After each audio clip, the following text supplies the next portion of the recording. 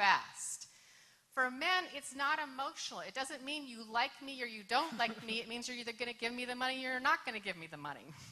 It doesn't mean that you like me or not. It's kind of a transactional thing.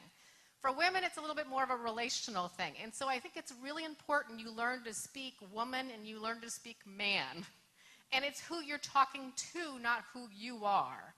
And I had this conversation, just one second, I just had this conversation with somebody recently with the man who went on and on the evaluation about how I didn't know what I was talking about because it was all about relational networking and building that sort of stuff. And I thought, okay, well, I guess you have no women clients. You want no women to give you referrals. You know, so he was looking at it from his perspective, and that's not necessarily wrong. It just absolutely limits who he's going to talk to. So if you're dealing with men in general, I will say just jump right in there, go ask for the specific question, and that works for them. That's language that they understand. I heard a woman talk a lot. She was just terrific about men and women, and she said she drives around with all the things that she needs to return to different stores on the off chance she's going to drive by the store. Her husband has something to return, and he just goes to the store and comes back. What's the big deal? Why would you carry these things around? And it was just interesting, the dynamics, and I think we were talking about this, and you said it's you and your wife. So part of what it is it doesn't mean it's right or wrong, but it is important that you know how to talk to the other person.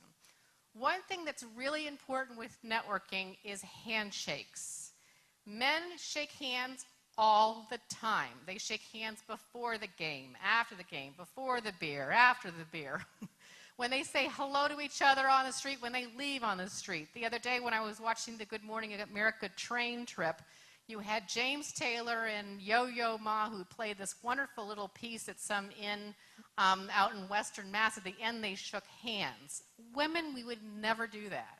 So part of it is handshakes is a part of men's language, and you want to know it, and you want to be really versed in it. Also, the more senior men you're dealing with, they have probably been through an etiquette class, a networking class, or even probably a sexual harassment class on handshakes and what works and what does not. Technically, in true etiquette, true Emily Post etiquette, women, you are supposed to put your hand out first. And it's important you do this because then you signal you're a player and you signal that you know this and it's a part of the game. I spoke for the American Bar Association last year, and a networking question came up at the end, and there was a woman, she said, okay, there were about 10 of us in a meeting, 2 women at the end, and the man came in, one of the senior partners, and he shook hands with all the guys. He came to the 2 women and didn't, and so he sat down.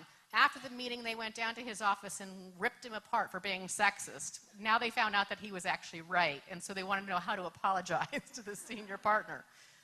So part of it is you want to come forward with this. Also, I'll tell you, is that men will say to me, if she doesn't put her hand out, I'm thinking maybe it's social. And I'm like, good luck. It's not social. It's not a date. It's a business situation. But they're confused. So you want to have this be a business thing and put your hand right out.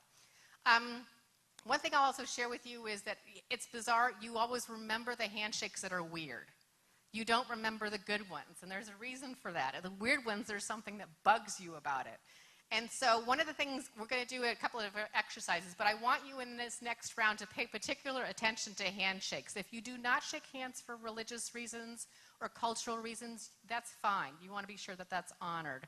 But if not, just go ahead and do it. And if you're willing to give somebody some feedback, saying, hey, you know what, that one's a little bit too strong, or that one's a little bit too weak, or that one's a little too long, you know? Now, the trickiest one to give feedback to is the sweaty one. And what I often do is I say, carry a bottle of cold water in your right hand, and then you can say, oh, I'm so sorry, that bottle of water was all wet, and the person has no idea. And if you're a person who has sweaty hands and you're nervous, that's a great little trick. You had a question. About the difference between male and female. I just noticed that the keynote speaker this morning was saying that you should just keep to gender rules because people find it strange if you don't. And so I was wondering if you're saying that approach men directly.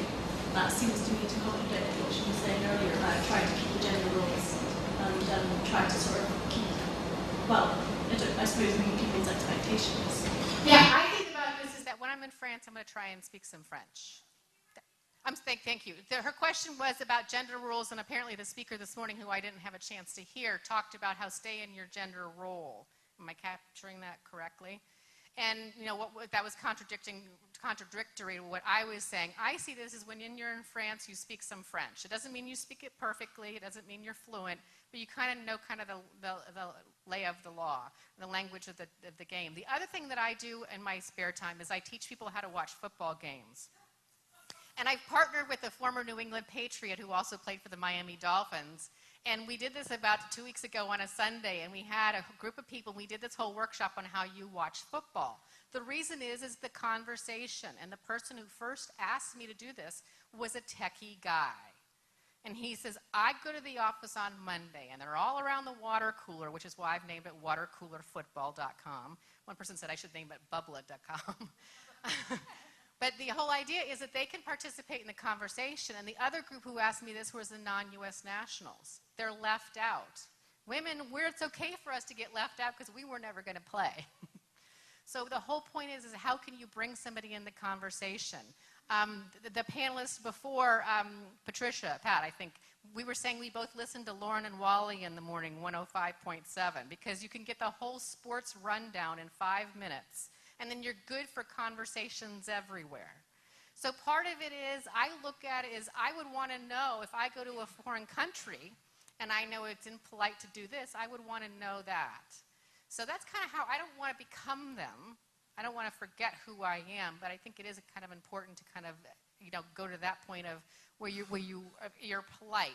Actually, also at a law firm, a woman attorney asked me, should she shake hands with the opposite counsel? And when I mentioned this to the managing partner, he was horrified. And he said, bad manners doesn't mean you're a better lawyer. And no man would ask that question. Of course you shake hands with the opposite counsel. So part of it is again, it's just kind of that etiquette. And what's really great is kind of once you get this, anybody remember the first time you drove a stick shift? What happened? Stalled. Yeah, not really pretty, huh? I mean, this happened. I drove a VW Bug in the beginning when, anybody remember those Bugs that had optional heat and no defrost? I see a few people nodding. And I woke up a night or two later just in screeching pain because my back leg was in pain. Well, there's a muscle that I had never used before until I got a clutch. But the muscle didn't get put in. You have all these muscles. It's just a matter of finding them and getting them toned up. Also, in many cases, I've only met once one person who learned how to drive a stick shift on a Porsche. And she said it was the only way for her to get it off the lot. But in general, you learn it on a clunky car. You learn it in a place where you can grind the gears and make some mistakes, which is why I love doing not strange conversations. I do have strange conversations. I do have lots of conversations with strangers at airports because it gets me practiced. If I'm ever feeling like I'm not practiced, I'll talk to the cab driver. I'll talk to somebody in the elevator. And it's easy to do this in New England because everybody thinks you're nuts. So it's fine. You're not going to get a good response. So you just kind of know the person's going to think you're crazy. So it's an easy thing for you to do is kind of have those starter conversations. You had something you wanted to say? No? No. Okay. Is this a typical thing where the woman's doing too much talking? No, not at all. Okay. I think that that's exactly right. I think that the only thing that's interesting from the NTAG perspective is that it seems to balance things out in a kind of way because it's new to everybody. So we were actually just looking at the data from this event last year, and this is on my blog if you want to read it more about it. Oh, I see a question back. Just 1 second. We looked at card exchange broken down by gender, whether men or women exchange more cards, and actually women exchange more cards at this same event last year than men. Not by a huge amount, but a statistically significant amount.